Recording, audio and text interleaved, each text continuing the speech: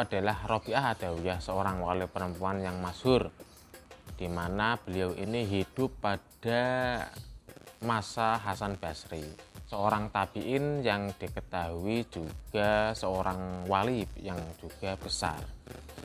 Keduanya ini hidup pada zaman setelah Nabi. Artinya baik Robiah Adawiyah dan juga Hasan Basri ini berguru Islam pada sahabat-sahabat Nabi. Pada waktu suami Robiah Adawiyah ini meninggal, ada beberapa laki-laki yang kesemuanya juga para wali berniat untuk meminang Robiah Adawiyah. Mereka pergi ke rumahnya Robiah Adawiyah, kemudian setelah sampai di depan pintunya meminta izin Robiah Adawiyah untuk memasuki rumahnya.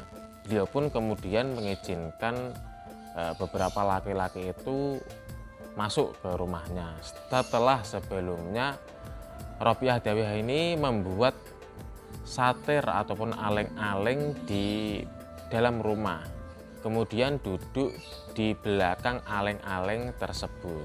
Beberapa laki tersebut termasuk di dalamnya adalah Hasan Basri. Mereka yaitu Hasan Basri dan juga sahabat-sahabatnya ini mengutarakan keinginannya pada Robiah untuk sekiranya mau dipinang. Mereka berkata, "Suamimu sudah meninggal, maka sekiranya engkau mau memilih di antara kami untuk dijadikan sebagai suamimu." Robiah pun menjawabnya, "Iya, sungguh saya senang mendengarnya dan merupakan kehormatan bagi saya. Namun sebelumnya saya mau menanyakan beberapa hal kepada kalian. Siapa di antara kalian yang paling alim di sini?" Mereka pun sontak menjawab bersama-sama, "Hasan Basri yang paling alim di antara kami."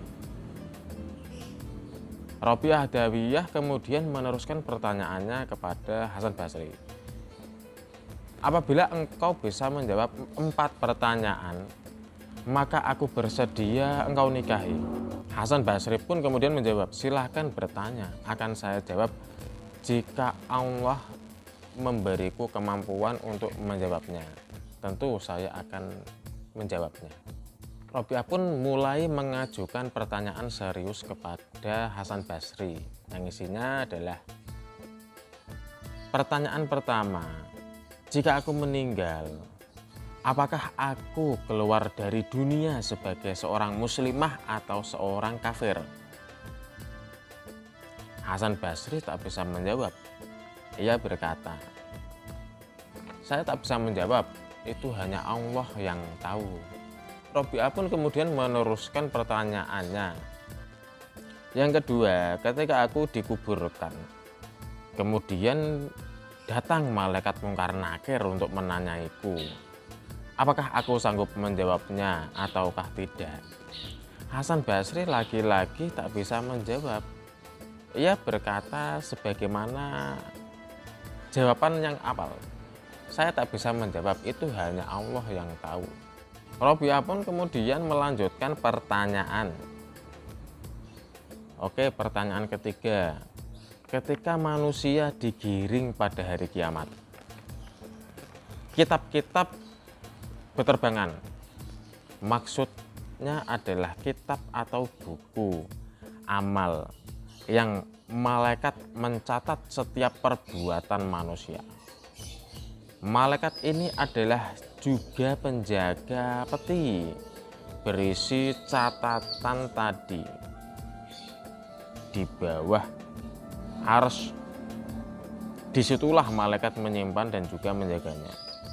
Kitab atau buku amal tadi terbang tentu juga atas perintah Allah. Kemudian kitab atau buku amal tersebut berterbangan hingga menempel di leher pemiliknya.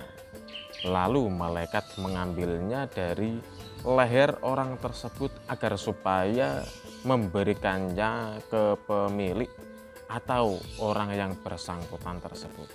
Kemudian diserahkanlah kepada orang yang bersangkutan.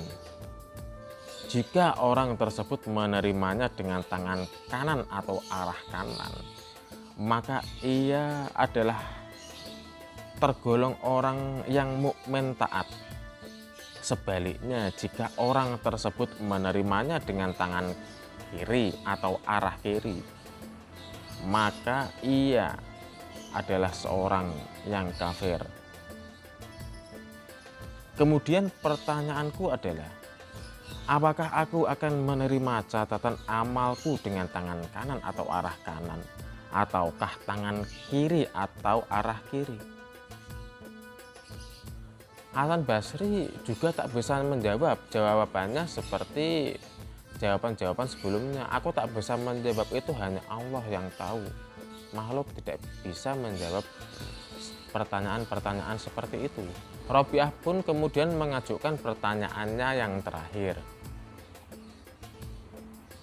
Pertanyaan keempat.